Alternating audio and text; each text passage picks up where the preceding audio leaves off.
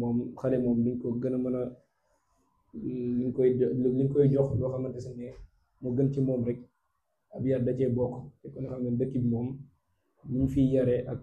nañuy yaree ci suñuy dëkk ba xëy na mën nañoo bañ a bokk moo tax ñu ne woon nañ ko waxtaanee fii ci mbooloo bu ko defee képp koo xamante ne rek xëy na bu ñu noppee ci waxtaan wi am nga ci ay ay kàddu yoo ci bëgg a sànni tamit incha allah dinañ ubbi kàddu ci mbooloo mi kon xam naa dañuy jox sëriñ Abdoulaye Faye rek kàddu gi bu ko defee mu indil ñu ci ab waxtaan bu am solo incha allahu taala bismillah. Asalaamaaleykum wa rahmatullah ñu ngi di ziar mbokk yi fi teew yëpp di jégalu tamit ci jël kàddu bi fi jël kàddu ndax xaw na diis ci ñun diis na ndax dafa fekk jëmm yoo xam ne nii dañ leen naw ci lu bëri ci seen dëggu ci seen xam-xam ak taxaw bi ñuy taxawu askan bi yëpp daanaka fii Masalik waaye itam biir Toulouse di fas yéene yëkkati kàddu yi rek yoo xam ne dañ ko mu doon ay xalaat yoo xam ne nii comme ci mbirum éducation formation la ñuy yëngu am ci lenn loo xam ne nii léeg-léeg dañ koy for ci xam-xam mu jëm ci wàllu yar gone yi nga xam ne fi juddoo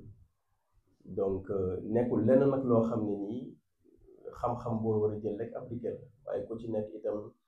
xel mi ñu yàlla may ak li tubaab naan bon sens day tax ba lépp loo ci mën a foree rek incha allah nga xool ak njaboot gi la yàlla dénk xale yi ngay jànkuwanteel naka ngay def ba mën cee appliqué tuuti incha allah li tax nag jël fi kàddu neex ma même si gis na trop moo di ne dañuy dem ba mën a boole ñaari xeetu xam-xam yu am solo mooy xam-xamu diine bi nga xam ne da ngeen cee taxawu taw bu baax waaye itam ak xam-xamu àdduna boo xam ne nii dafa yegg foo xam ne nii jot nañoo xam ci gone loo xam ne nii bu njëkk ñun suñu société xamuñ ko woon daawuñ ko woon appliqué donc incha allah lépp luñ fi wax daal day doon loo xam ne dañ ko fooree ci téere yi mu doon loo xam ne nii borom xam-xam yi dañ ko nangu ci ni xale bindoo ni ko yàlla bindee ak li mën a taxawoo gone yi donc ngeen jéggal ma rek itam ndax Abdoulaye Faye xam ngeen sant bi séeréer la sama wolof setul donc lu bëri ci kàddu yi daal incha allah bu ngeen ma ko mayee ci français laa koy di wax ndax tamit dafay doon yoo xam ne nii li tubaab naan des concepts ay kàddu yoo xam ne nii daanaka daal lu ñu mën a jàpp ci xel la waaye teg ko ci wolof bi daanaka dina métti incha allah bu ngeen ma ko jéggalee waxtaan wi nag incha allah damay tooñ tuuti ndax xam naa ne ñu ci gën a bëri ci ñun bu ñuy wax ci gone yi dañuy waxee suñu gis-gis ñun mag ñi nga xam ne nii ñoo dee wéyjur wala ay ñu yor ay daara alxuraan di jàngale wala ñoo xam ne ñi dañuy encadrer ay gone loolu nag tubaab ni mu ko wooyee mu ngi koy wooyee une vision adulto-centrée wala adultomorphisme, c'est-à-dire qu'on va regarder l'enfant, on va regarder les besoins de l'enfant du point de vue de l'adulte et non du point de vue de l'enfant lui-même. Donc incha allah daal tooñ bi nga xam ne nii nar naa koo tàmbalee mooy fexe li nga xam ne ni dañ ko woowee ci waxtaan bi des défis wala des problèmes ñu xoolee ko d'abord du point de vue de l'enfant incha allah jéem a xool naka la ñu mën a def itam ba à partir de ce point de vue là ñu initier des choses, des initiatives, des actions yoo xam ne ni ça va permettre d'avoir une éducation boo xam ne ni ça va être la plus adaptée possible. li tax nag sëñ Abdou xaw a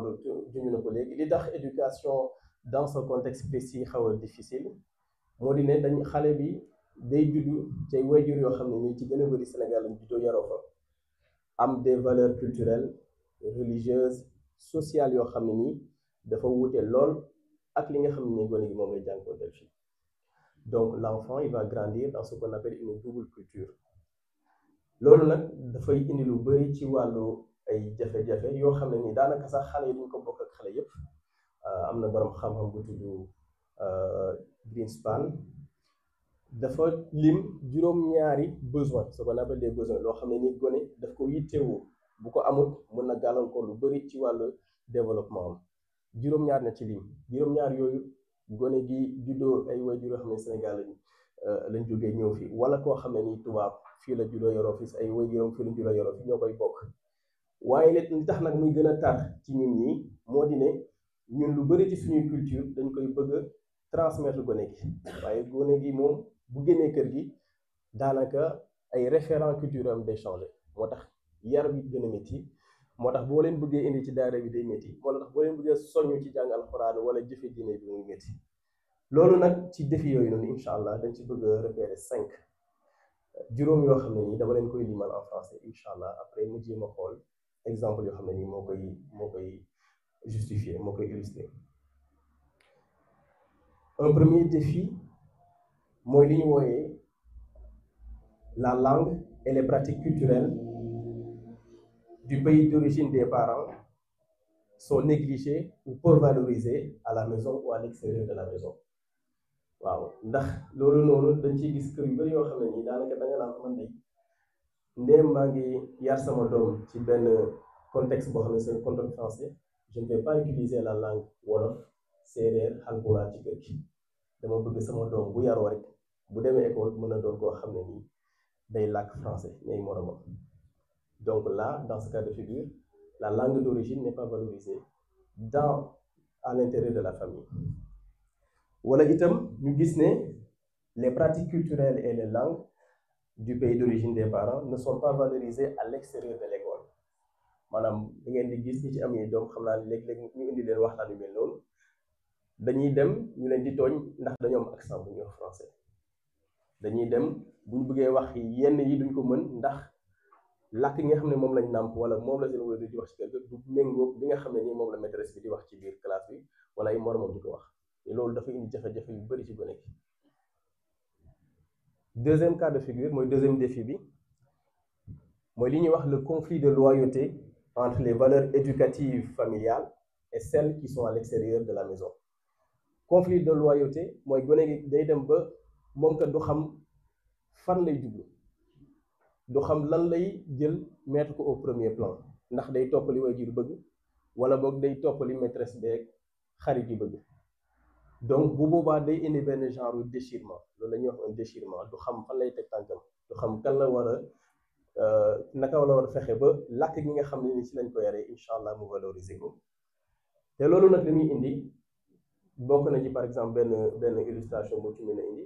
mooy des cas de figure yoo xam ne gone gi di ci kër gi dañ ko naan yow kat bu mag di wax waroo yëkkati sa kàddu buñ la santee da nga war a def. bu génnee ci kër gi bu demee ci classe bi par exemple maîtresse am wala maître am naan ko bu ma la laajee na nga tontu bu fekkee ne dañ la wax loo xam ne d'accord ci da nga naan d'accord ma ci bu fekkee ne mag dalaa wax loo xam ne leer na leen nii du dëgg am nga sañ-sañ ne ko lii du dëgg te loolu lu waroo la ak li nga xam ne ni incha allah ñun moom la ñuy fexe ba gone yi xam ko di ko jëfee. Donc loolu mooy deuxième point bi mooy le conflit de loyauté. Troisième point bi mooy faire l'expérience de discrimination ou de rejet à l'extérieur des familles te loolu itam lu ñu xam la ci gone yi nga xam ne nii daanaka ci école bi wala feneen dañ leen di won ne yéen kat moom bokk leen fi yow sa der bi du deru nit ku baax sa der bi rafetul ni ngay waxee rafetul wala boog duñ la boole ndax kat man ñi niroog man lay àndal te loolu lu jafe-jafe ci gone yi xaw ma ndax yenn ci yéen yi am na incha allah bu ñu yeggee ci waxtaan wi dañ ci jéem a wax. waaye ñi ci gën a bëri ci ñun jot nañoo jànkuwanteel situation xam ne nii xale dañuy ñëw di leen taajal di leen exposer ce genre de situation léegi yow mag naka nga war a réagir loolu mooy défi bi incha allah te xam na ne li ci bu métti ci métti d'abord mooy gone gi nga xam ne nii moom lañ ko wax en face waaw buñ ko ne yow kat moom daanaka yàgg golo da ngeen xaw a neexoo loolu jafe dégg la te loolu waajur yi dañu am taxawaay boo xam ne nii incha allah dañ ci war a xaw. Donc, au moins l'expérience de discrimination ou de rejet à l'extérieur de la maison. Le quatrième point, moi, le fait que souvent on peut rencontrer des jeunes qui sont dans une attitude de rejet de la culture d'origine ou des réticences à participer aux activités, par exemple, proposées dans les daïras ou dans les autres cercles culturels. Et loolu itam lu ñu xam la. li ci gën a bi ci li nga xam ne nii mooy ko gën a firndeel sax mooy gone gi bu demee ba toll ci adolescence da ngay gis ne daanaka day farataal lépp loo xam ne nii li tubaab di wooy le groupe des pairs maanaam ñi nga xam ne nii ñoom la maasel di ànd ak ñoom di foog ñoom ñooñu lay gën a jox cër gën leen jox note doo xam ne nii dañ koy wax ci kër gi wala ñu bëgg koo jëfee ci daayira beeg wala beneen milieu boo xam ne nii incha allah dañ fiy rencontrer leur culture d'origine. Donc ça c'est le quatrième point loolu ñu ngi koy gis dëgg-dëgg bu fekkee ne gone gi dem na kat ba commencé ràññee ba buñ ko bëggee yëkkati ne ko acca kaa ñu dem ci daayira ba mu ne déedéet wala boog buñ ko jógee ne kaay dem jàngi alxuraan mu ne déedéet ndax boobu day fekk ne bëggatul wala boo xamul njëriñ gi ko mënee li te loolu jafe-jafe bu mag la ci moom d'abord balaa moo doon jafe-jafe ci mag ci wér-gu bi nga xam ne ni moo ko yar. Un cinquième point, le cinquième et dernier point mooy li ñuy wooyee ci tubaab une insécurité affective ak des tensions qui apparaissent dans les interactions avec les adultes, notamment les parents. Donc insécurité affective loolu tamit c'est un concept très connu dans ce qu'on appelle le développement du jeune enfant mooy gone goo xam ne ni daanaka foo ko gis xelam du dal fitam du dal du nangoo dem fooy ak i moromam day bëgg a toog ci mag ñi sës rëkk ci kaw mag ñi du nangoo dem wax bu nekkee biir classe da ngay gis ne bu dara yëngoo sax mu tëb wala boog buñ ko interroger du tontu loolu li koy indi mooy ce qu'on appelle l'insécurité affective. Donc dinaa ñëwaat incha allah gën koo développer dans la partie suivante. Donc mu doon loo xam ne nii ci gën a bëri ci wax yi ñuy seq ak ay waajuram wala boog yoo xam ne nii da koy dund moom du ko bëgg a partager wala ndax day jàpp ne bu ko partager nit ki nga xam ne moo nekk en face de lui muy son parent wala un autre adulte du ko mën a comprendre ba tax na da koy teel boppam waaw. gone yi nga xam ne nii léeg-léeg dañuy farataal wala boog dañu bëri di wax loo xam ne du dëgg daanaka loolu da koy indi parce que li muy ragal mooy réaction bi nga xam ne nii ku mag ki dafay am vis-à-vis ak moom muy dund. Donc loolu mooy juróomi poñ yoo xam ne nii bëggoon naa ko tënk xam naa ne incha allah à travers peut-être des cas spécifiques yi ngeen mën a yëkkati dañ mën a xool ndax dina yi ñu jot a wax fii dina ci bokk wala boog yeneen yoo xam ne nii dañ ko mën a gën a yaatal ci waxtaan waaye daal buñ koy tënk juróom yooyu incha allah moom la ñuy faral di gis ma limaat ko muy la langue maternelle et les pratiques de la culture d'origine qui sont négligées ou peu valorisées à l'extérieur de la maison, le conflit de loyauté entre les valeurs éducatives familiales et celles de l'extérieur de la maison, l'expérience de discrimination ou de rejet à l'extérieur de la maison, rejet de la culture d'origine ou réticence pour des activités proposées dans d'autres cercles culturels comme la daïra. Et le dernier point, c'est l'insécurité affective et les tensions qui apparaissent dans les interactions entre les adultes et les enfants. loolu nag bu ngeen ko xoolee ni ma ko tënkee nii da ngeen di gis ne point yu bëri yoo xam ne nii la c'est à différence d'échelle on appelle ça une analyse multifactorielle boo xam ne nii échelle yu bëri lay kii benn première échelle bi mooy ce qui va se jouer à l'échelle de la famille maanaam ci biir kër gi am na yoo xam ne nii gone gi da koy dund daanaka saafara bi yëpp ci kër gi la jóge waaye beneen échelle boo xam ne ni mën nañ ko convoquer te ci loolu noonu li ngeen di def ci daara bi da koy firndeel moo di ne y a une dimension qu'on appelle communautaire qui va permettre de solutionner à ce genre de problème là donc ñu ci ñaar yooyu laa ko bëgg a tënk ndax xam naa ne waxtu bi dañoo xaw a téye itam donc bi may njëkk rek mooy li nga xam ne ni mooy la dimension communautaire bi comme ni ma ko waxee sànq mooy lépp loo xam ne nii nous en tant que société en tant que communauté dañ ko war a def ngir gone gi mën a sentir ne kat moom bokk na ci benn culture boo xam ne nii jar nañ ko valoriser ndax yu rafet kese fa ne donc bi ci njëkk donc solution yi laay wax nii naa ci tënk 5 également bi ci njëkk te loolu xam naa ne da ngeen tey farlu lool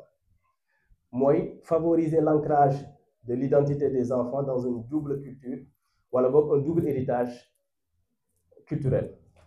ndax am na yoo xam ne nii itam je pense que ne loolu waruñ ko réere mbir moo di ne gone yi nga xam ne nii dañ fay juddoo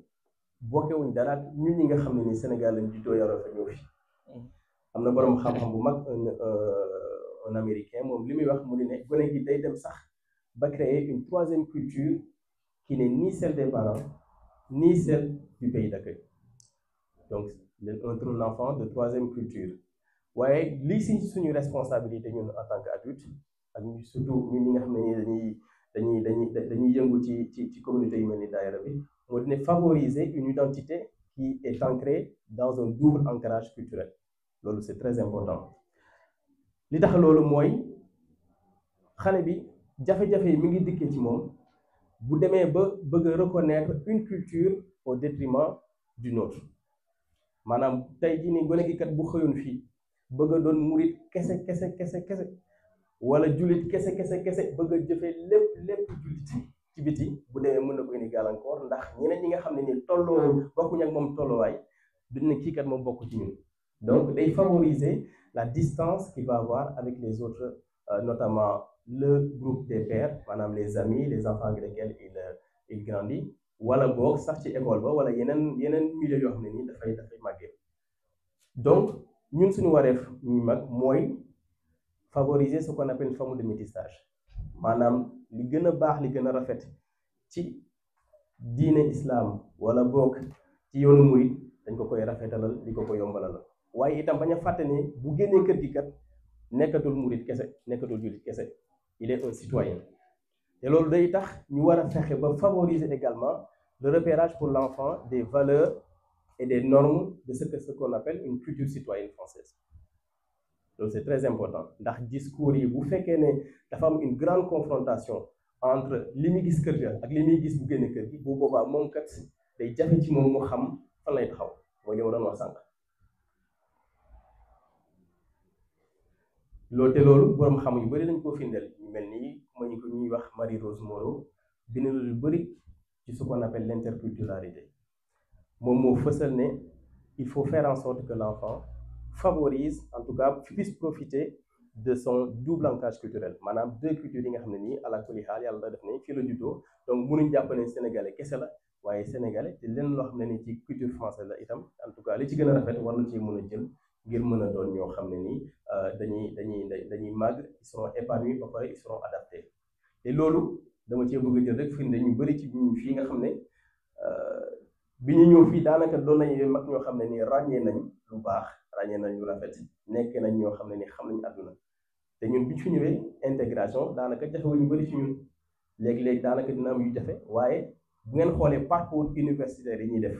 wala boog liggéey yi ñuy def fexe ba am ko loolu mooy wone ne ñun on a été capable de repérer ce qui est bon dans ces sociétés là jël ko dugal ko ci suñu bopp suñu identité waaye taxul nag ñu xaw a perte une part de nos origines te gone itam loolu la ñu war a favoriser ci ñoom ñu xam ne li ñuy jànkoonteel ci biti lépp bonul am na lu ci rafet war nañ koo jël waaye li ëpp solo nag mooy ñu xam fi ñu bokk te loolu mag yi ñoo la ko mën a yombal incha allah dinaa ci lim rek quelques activités wala quelques actions concrètes yoo xam ne nii xam naa ne sax yu bëri yéen a ngi ciy liggéey waaye day tax rek incha allah ñu gën a mën a rafetal gën a yombal yéen yi maanaam pour favoriser cela on peut les concrétiser. On peut penser par exemple à des événements culturels bilingues où on va essayer de mettre en avant les plus beaux aspects des deux cultures, culture musulmane, culture sénégalaise, mais également la culture française. ngeen xoolee sëñ bu mag bi li mu bind li mu bëree li mu rafetee loolu ko léegi war na ko mën di jàng di ko jàng en arabe di ko jàng aussi en français ba noppi bu demee ci yeneen cercle mu fexe ba xam itam ce qu'il y a de meilleur dans la culture française en termes de littérature en termes de savoir scientifique ñu ne ko lii kat moom daanaka warawul ak lii sëñ bu mag bi di jàngal warawul ak ñun murid liñ bëgg.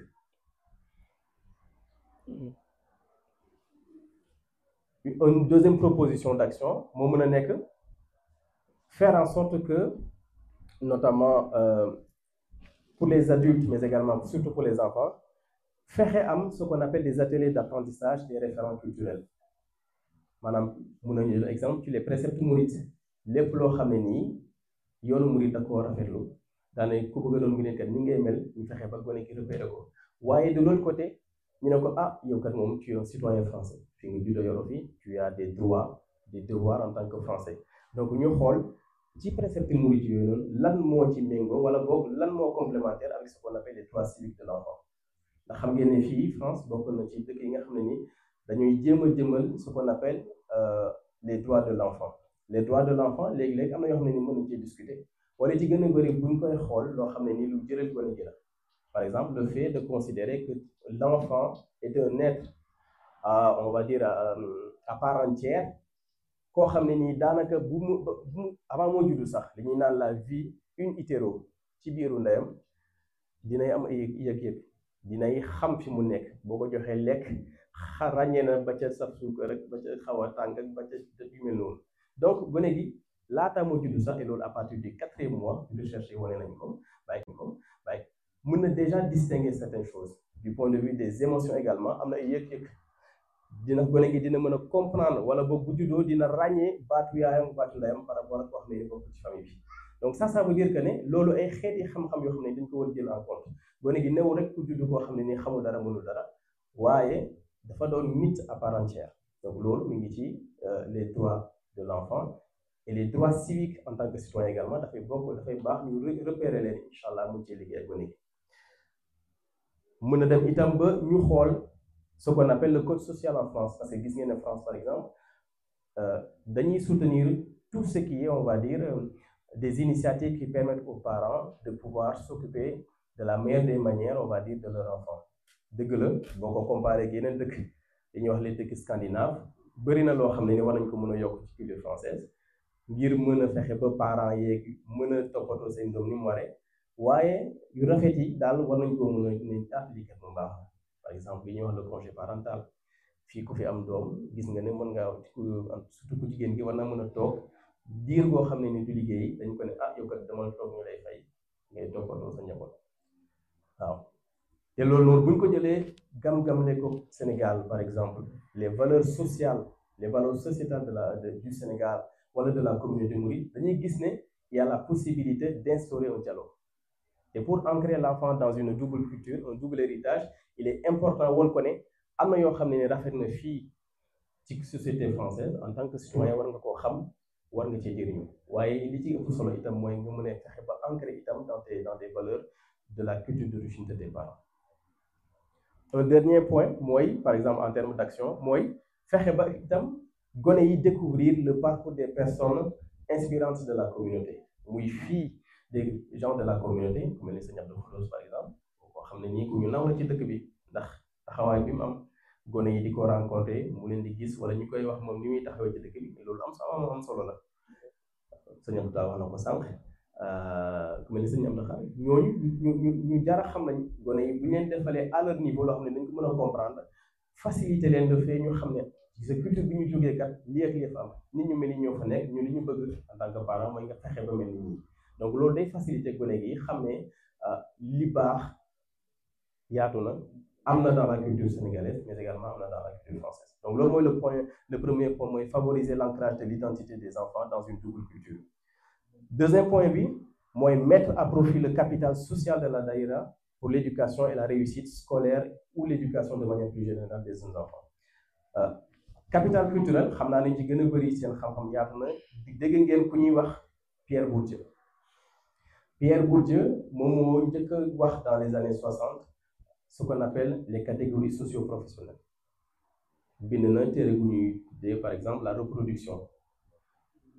te téere boobu li mu ci doon wone moo di ne gis nga école bi kat ni ñu ko tëggee nii ñi nga xam ne seen culture d'origine dafa jege la culture française ñooñu ñoo gën a gaaw a réussir école ak dans la vie active te loolu moom li mu jàpp ne lu tax loolu yomb moo di ne dafa am des manières de fonctionner dans la sphère privée maanaam en famille qui sont très proches des pratiques qui sont valorisées à l'école. Donc ce sont les catégories socio-professionnelles ñu tënk ko ci le capital social le capital culturel ak le capital cognitif. léegi nag bu ñu ñëwee fii nii à notre niveau li ñu mën a wax ci daayira bi moo di ne daayira bi dafa doon un capital social sur lequel les parents doivent pouvoir s'appuyer. Donc un capital social bu ñu ko naree tekki mën nañ ko tekkee ci kàddu yi nga xam ne ni Pierre Bourdieu mën ko tënk wala keneen koo xam ne ku ñuy wax Alejandro Portes moom ab américain la moom li mu bind ci ak capital culturel dafa ne mooy réseau de relation boo xam ne nii gone gi da koy am à sa portée wala nit ki da koy am à sa portée te bu fekkoon ne day définir wala boog dafa proche de certains milieux du ko mën a am donc mooy réseau de relation donc ay nit ay ñoo xam ne nii daanaka bu toogoon këram rek du leen mën a gis wala du leen mën a jokkalante ak ñoom. li tax loolu am solo nag moo di ne fii dañ fiy daje rek ak plusieurs profils de personnes ñii ci science la ñëw ñii ci littérature ñii c'est des artisans ñii c'est des techniciens et cetera te loolu day baax incha allah bu fekkee ne famille yi dañuy jànkoonteeg yenn problématique bi que le groupe la collectivité soit un soutien soit un appui très très positif pour eux. li ngeen di def nii ci la bokk woote daayira dimanche beeg jàng alxuraan beeg di màggal yenn bés yi loolu da cee am solo bu baax a baax waaye li ma doon peut-être jàpp ne moo ci mën a ñëw dooleeku ci mooy cette capacité aussi à créer d'autres formes de relations entre les gens qui fréquentent les daïra ak les familles et notamment les enfants. Par exemple bu ñu gisee dans la dimension on va dire dans la scolarisation gaa xam naa ne ñi dañuy def des tutorats et cetera mais li ci ëpp solo mooy ñu fexe ba am na itam il y a des phases plus importantes que d'autres phase yi ëpp solo moo di ne bu gone gi di jógee ci crèche yi di dem ci maternelle wala mu jógee ci primaire di dem collège wala mu jógee ci collège di dem ci université yi foofu nag parmi ce qu'on appelle des phases de transition day baax gone gi am des référents ñoo xam ne nii ñooy jàpp loxoom di ko womat di ko won yoon wi di ko won ne kat yaa ngi jógee ci phase bii di dem ci phase bii boo demee ci beneen wàll fànn ba am na yoo xam ne nii moo fa ëpp solo am na yoo xam ne nii kat boo ko farataalee moo lay dimbale par exemple dans le cadre de l'orientation scolaire wala professionnelle am na métier yoo xam ne nii boo ci bëggee liggéey léegi li ngay jàng boo bëggee def ton orientation vers le lycée il faut favoriser telle et telle matière donc tutorat yi pour les cours baax na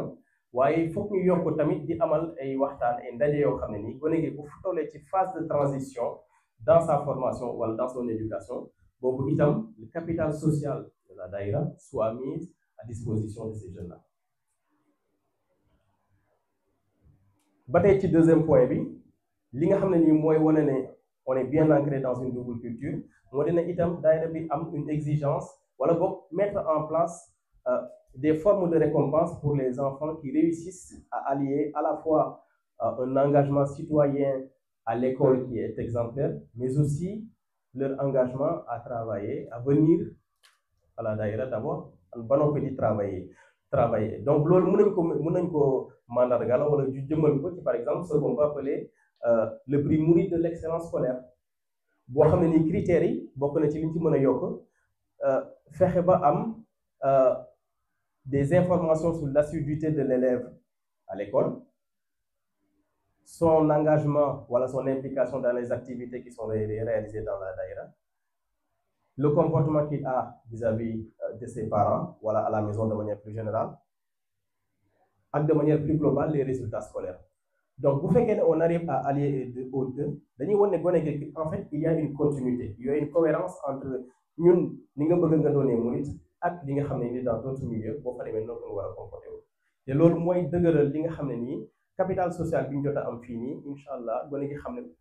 bokk na ci te reconnaître nañ itam les efforts bi muy def au sein de la famille.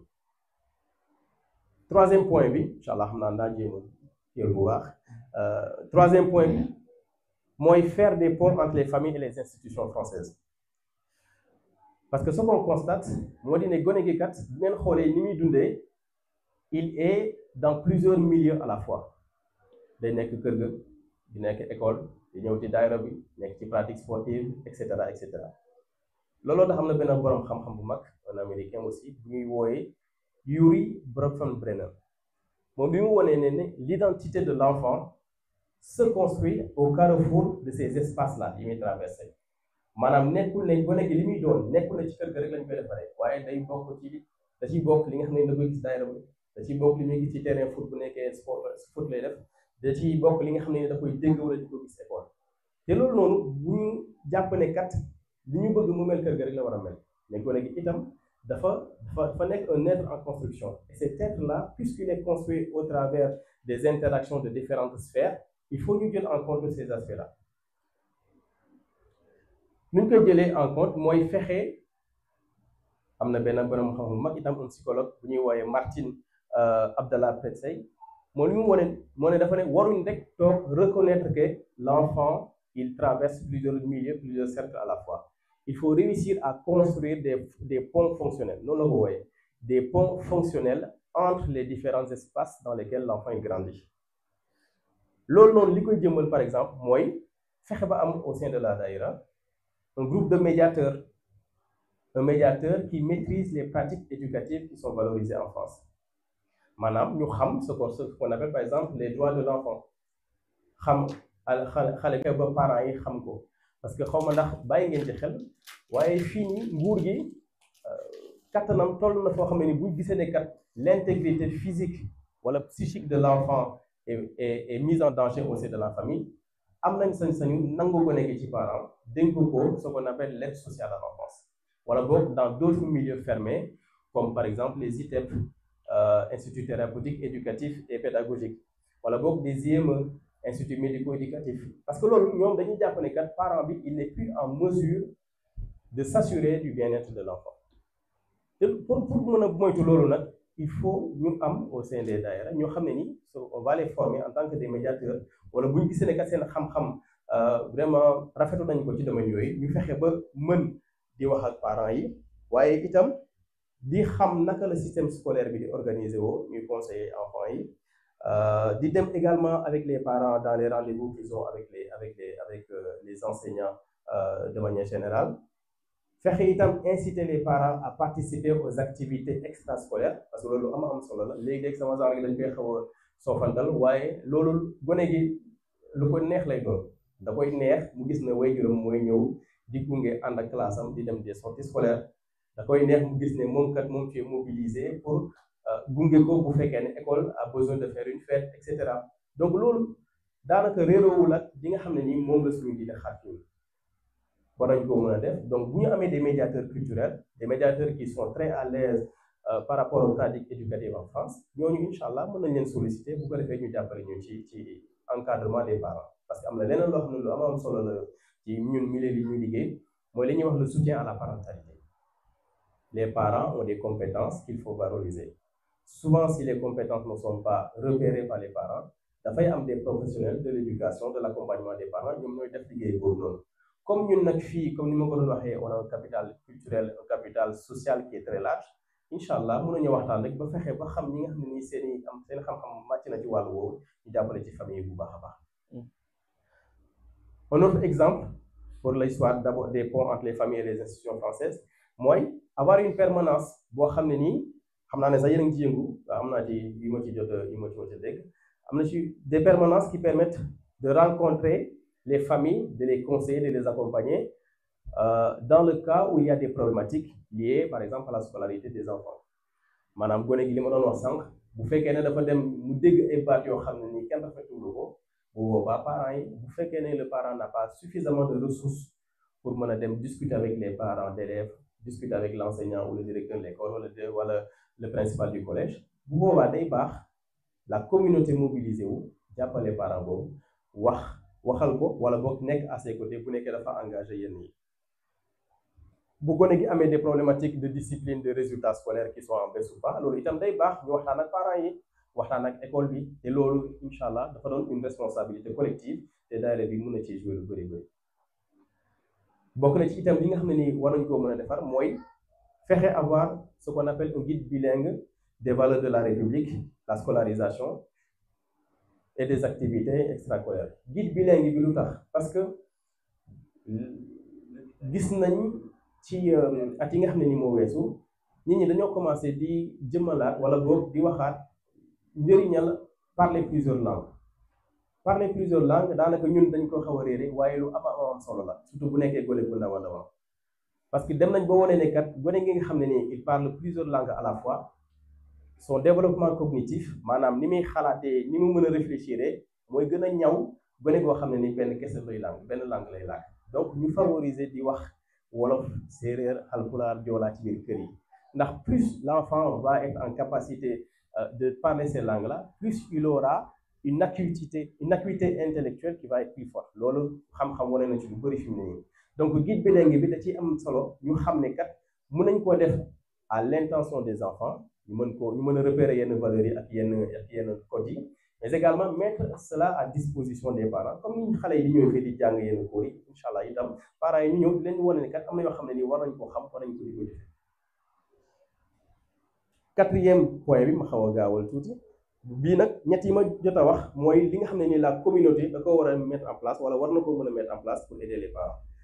yii nag yi may ñaari ci des nii gëm naa ne c'est plutôt de la responsabilité du parent maanaam loo xam ne dañ koy liggéey dans le cercle de la famille. Dans le cercle de la famille, surtout ce qui est important moo di ne problème yi nga xam ne nii gone yi dañ koy jànkoontool li ci gën a bëri wala boog yi ci gën a ëpp solo dañuy gis ni bu gone gi commencé dem crèche dem école commencé di liggéey la koy jànkoonteel loolu nag bu ñu yaakaar ne problème yi foofu lay juddoo problème yi du ñuy juddoo foofu noonu ci gën a bëri problème yi fi muy juddoo moo di ne xale bi dans le cercle familial s'il n'a pas la possibilité d'expérimenter ce qu'on appelle des liens de qualité avec ses parents, il ne pourra pas construire les aptitudes, les compétences qui lui permettent de s'insérer socialement. Parce que si l'enfant n'a pas pu bénéficier des relations de qualité avec le donneur de soins à la maison, papa, yaayam, du mën fabriquer des compétences qui lui permettent de s'insérer socialement. Lolo am solo la. Socialisation, c'est le processus qui permet à l'enfant de repérer les codes de la collectivité dans laquelle il doit exister. Manam, bu fekkee par exemple nit daa soxla wéccu kàddu pour mën a exprimer ses besoins boo nekkee mag da yomb ci yow waaye boo dee gone c'est très difficile. Donc au gone c'est plutôt du côté des émotions qu'il va réagir. Jooy, ragal, bu xiifee commencé yaram yi commencé changer yooyu noonu kanam gi sàdd wala mu yenn signes yi mooy wane ne en fait il a des besoins mais il ne sait pas les exprimer. Et c'est donc dans l'interaction avec les parents qu'il va construire les compétences. Et loolu xam-xam wane na ne ça démarre très tôt. Dès les premières semaines wax naa ne sànq dans la vie in utero maanaam ci biiru ndeyam sax am na yoo xam ne da koy yëg waaye bu juddoo à partir de 2 semaines wane nañ ne il est très sensible à la, on va dire à l'intonation de la voix. Il est sensible au fait que ki koy sang di ko changer les couches am di ko jox bi borom yooyu noonu ni mu koy téyee di ko manipuler bokkeewul ak keneen ni mu koy defee loolu mooy la qualité des soins. Donc loolu bu fekkee ne noonu c'est pas bien fait waajur bi kat mi ngi koy def waaye xelam ci nekk li muy def gone gi da koy sentir te loolu day dem ba xaw a ko indil jafe-jafe dans sa relation à l'autre parce que du mën a décrypter tout ce qui est signaux que l'autre lui renvoie. Du xam ndax kii kontaan na wala dafa mer du xam ndax dafa sonn du xam ci loolu dara du mën a xam quelles sont les limites des actions que je peux faire ou pas. Donc ça commence très tôt. Dès les 2 semaines, dès 4 mois, l'enfant mën na am benn intentionnalité vis-à-vis de son parent maanaam bu ko parent bi sourire mën na partager un sourire avec lui te loolu dès 4 mois la noonu lay dem ak moom ba daanaka c'est 2 ans c'est 3 ans ba c'est 7 ans te yooyu c'est très très important parce que ça va lui permettre d'avoir une enveloppe une enveloppe psychique qui lui permet de pouvoir s'identifier en tant qu'individu mais aussi pouvoir avoir des relations plutôt apaisées avec son environnement. Donc c'est très très important. Ñu bàyyi xel ne c'est la qualité des soins que l'on offre à l'enfant qui lui permettent de se construire, de pouvoir gérer ses émotions, de pouvoir être en relation avec les autres. Loolu nag liñ ciy sonn ci parents yi mooy par exemple ñu fexe ba favoriser ce qu'on appelle les moments de qualité avec l'enfant. Man mii léegi-léegi damay dal bu journée bi xawee gudd trop bu ma ñëwee gone yi bëgg tëb sama kaw foog man yooyu noonu dama naa leen acca dem leen fooy waaye bu boobaa bu ma ko defee man sànq li ma doon wax une vision adulto-centrée moom lay appliquer maanaam je réfléchis en tant que l'adulte que je suis adulte bi nga xam ne dafa passer une journée au bureau waaye du ma réfléchir en fonction de l'enfant les besoins ou les besoins qu'il a à ce moment précis man dama koy xool ci samay doom yi bopp bu ñu jógee école léeg-léeg dañuy sonn waaye lu ñu sonn dañuy bëgg a ñëw jege la waxtaan ak yow raconter li ñu def à l'école raconter li leen seen camarade wax bu fekkee ne dañoo ñëw fekk si la seet si la à ce moment là yow kat nga wan leen ne bëgg a wax ñoom bu boobaa day yàq lu bëri ci qualité de la relation. Donc ñu bàyyi ci xel bu baax a baax même bu dee 10 minutes dans la journée incha allah rek ñu jéem cee farlu jéem a waxtaan ak ñoom jéem leen raay caresser leen li si yéen sallallahu alayhi wasallam doon jàngale. jàpp doomu jirim wala sax sa doomu bopp nga tax ko si kaw loolu mooy won gone gi ne kii kat yëg na ma kii yërëm na ma kii yiir na ma. Le parent doit également s'informer sur le développement de l'enfant via des conférences, des podcasts des échanges avec des professionnels mooy maanaam yi ñuy def nii rek parce que xam-xam fi mu ne nii dafa bëri lu muy évoluer ci wàllu li ñu xam ci gone te loolu incha allah dafa doon responsabilité ñu xam à chaque fois en tant que parent lan la gone gi di jànkonteel ci biir kër gi ak ci biti maanaam par exemple la question des écrans gis nañ ne écran téléphone yeeg tablette yeeg télé bi dafa yàq lu bëri ci diggante yi donc yooyu noonu bu fekkee ne xamoo qu'est-ce qui se joue qu'est-ce qui se passe pour l'enfant pourquoi il va chercher certains instruments à la place d'aller jouer avec les jouets traditionnels bu boobaa doo xam yow naka ngay taxawee doo xam itam loo war a privilégier léegi-léegi nga ñëw sonn ne acca jël leen téléphone dem fooy fale waaye yaa ngi yàq lu bëri li ci gën mooy nga fexe ba mu jege leen yiir leen ñu xam ne kii kat yëg na ma te ñoom loolu la ñuy wër maanaam relation la ñuy wër un être humain yàlla da koo tàggatee noo xam ne ni li muy wër mooy relation gone gi di ko yàlla bindee bu nit ki nekkul en relation ak moom bu juddoo dafay développer des pathologies graves yoo xam ne nii en 6 mois mun na tax mu ñàkk ba kanam te loolu daanaka depuis la fin de la première guerre mondiale wane nañ ci ay travaux yu mel noonu. Troisième et dernier point mooy fréquenter des espaces de socialisation léegi-léegi ñun ñi nga xam ne dañoo yaroo ci milieu yoo xam ne ni daanaka interaction entre le parent et l'enfant bëriwul wala boog li ñu ci fàttali ko bëriwul day baax itam ñu dem ba xam gone naka nga mën a foo ak moom gone naka nga mën a waxtaanee ak moom ndax gone boo amul benn un langage boo xam ne nii il est très adapté mun naa bañ a xam li ngay wax mun naa bañ a dégg fi ngay waxee donc c'est très important ñu xam comment on doit s'adapter aux demandes de l'enfant te loolu li ko mën a maye mooy fexe ba fréquenter des espaces de socialisation fii par exemple en France il y a ce qu'on appelle les lieux d'accueil parents-enfants nga xam ne da nga koy dem professionnel bi day dimbale gone gi muy fo en présence de ses parents bi mën a am aussi di confier aux professionnels de l'éducation de l'accompagnement problème yi nga xam ne ni moom lay am ci kër gi gone gi dafa mënul nelaw du sieste wala boog du lekk wala boog bu fekkee ne dañ koy wax defal lii day bañ te loolu lu ñu xam la lu ñu xam lu bëri la loo xam ne ni am na par exemple à partir de l'âge de 2 ans c'est ce qu'on appelle la phase de l'opposition pour l'enfant loo ko mun di wax dala naan la déedéet yow nag bu fekkee ne xamoo ne lii c'est une phase qui est très normale da ngay jàpp ne sama gone sama doom ji kat daa xoole wala du dégg daa dëgër bopp wala dafa xamane fekk na yow c'est juste une phase normale boo xam ne nii day commencer di distinguer la différence entre lui-même et l'autre day commencer am lu mu bëggal boppam nekkatul di suivre rek li ñeneen di bëgg à sa place donc loolu di dem di gis des professionnels wala di dem dans des milieux yoo xam ne nii da ngay gis yeneen parents ni ñuy fonctionner auprès de leur enfant da lay permettre yow itam nga xam naka ngay def ba comporter wu ñoom de façon adaptée li nga xam ne ni bisam mën na ci am solo te loolu daayira bi mën na ko superviser mooy créer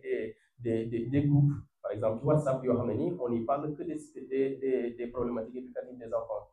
nga xam ne wéccoo xalaat bi ak des professionnels wala boog ñoo xam ne ni ici connaissent en termes d'éducation des jeunes enfants dañ ciy ñëw ci contribuer di wax yenn yoo xam ne nii jara fàttali ko la jarul nga naan wayjur gi nii la war a comporter woo waaye rek on peut lui mettre à sa disposition li nga xam ne ni xam-xam wane na ko ci wàllu boobu. Dernier point bi le 5e point ci foofu lay daanelee mooy favoriser le développement global de l'enfant pour l'aider à s'ancrer dans sa culture bu ñuy wax le développement global de l'enfant da doon loo xam ne nii yàgguñ koo xam waaye daanaka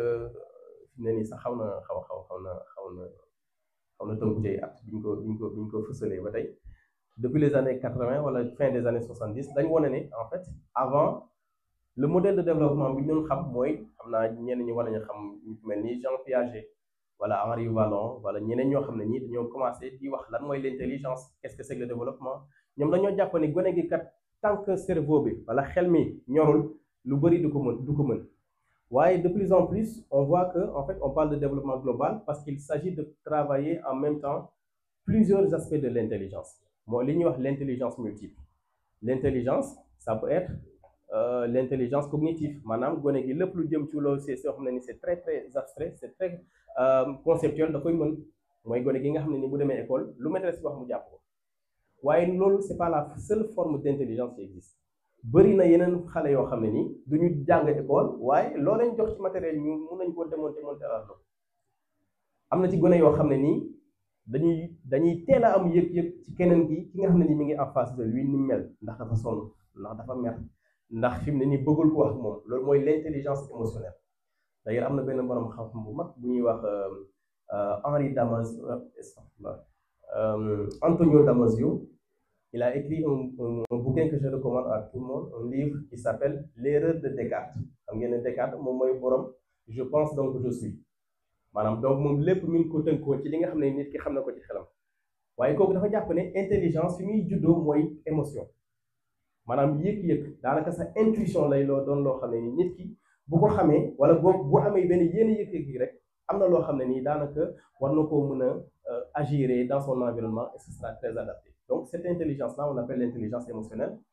bokk na ci itam mën a favoriser le développement du langage de l'enfant bokk na ci mën a développer le développement de la motricité par exemple buy def sport wala bokk yenn activité physique yi loolu il faut des compétences motrices maanaam mën a bouger dans l'espace repérer wu mën a daw am condition physique loolu aussi c'est une forme d'intelligence boo xam ne ni ci yaramu nit ki la ne buñ ko favoriser wul daanaka duñ mën a tirer le bénéfice de tout ça et loolu la ñuy wooye le développement global du jeune enfant loolu itam li tax mu am solo dans le cadre de la préservation de la culture moo di ne dañu dem ba xam ne kat bu développement global boobu demee ba tollu fenn fi gone gi day gaaw a ñor ci àdduna day gaaw a ràññee lu baax ak lu bon day gaaw a xemeem lu baax te culture bi nga xam ne ni moom lañ bëgg mu am daf ciy bokk li nga xam ne nii en fait moom lañ koy wone incha allah bu mu mën a gis ne kat man kat sama waajur mi ngi may soñu ngir ma dem ci daayira mi ma bokk ci activité yi li ma bëggal mooy lu baax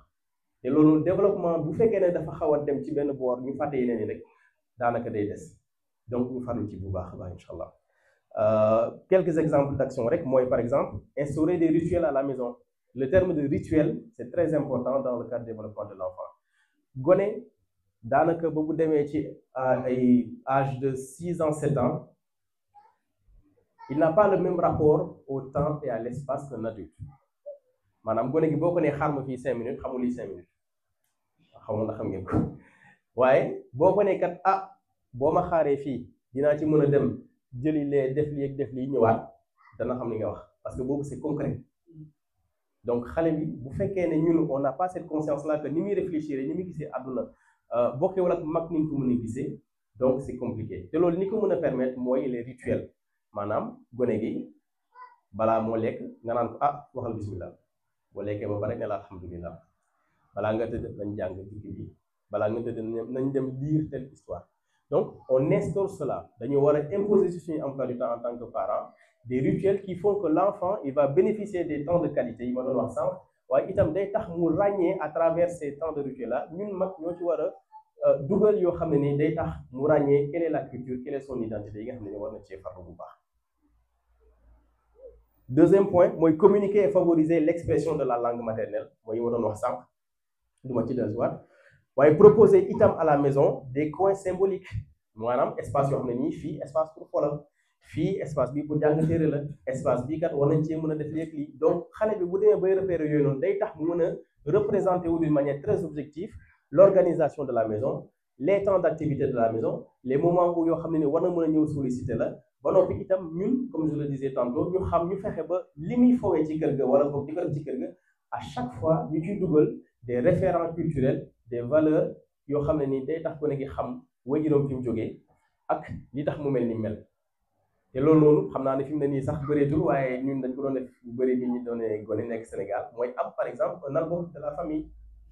loolu noonu dañ koy soofantal waaye lu am solo la parce que gone gi day tax mu mën a projeté wu au delà xam nga fii comme li muy dem Sénégal du bëri mu nañ ko ne diwkat mooy jur